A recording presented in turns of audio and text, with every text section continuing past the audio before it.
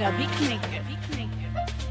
Paso de la droga porque ya no me aprieta tanto la soga. Menos tiempo del que quisiera, pero me queda el resto de vida para demostrarla.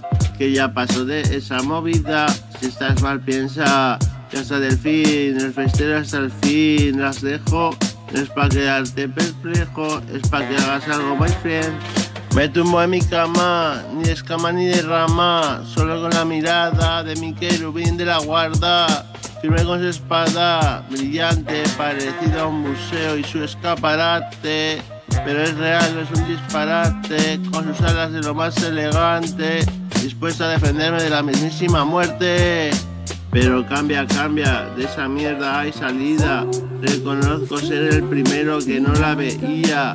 Pero ahora mira, pasando de la cura rápida y peregrinando mi experiencia. Hay salida y más sencilla de la que usted piensa. Pues piensa, conejos entre pierna y pierna. Encontrarte bien con la parienta sin necesitar tirar de porquería. Porque la droga te une pero más fuertemente te separa. Así que para, disfruta de mi manera de ver la vida. Pues Dios ya me ama, me quiere, protege y bendice.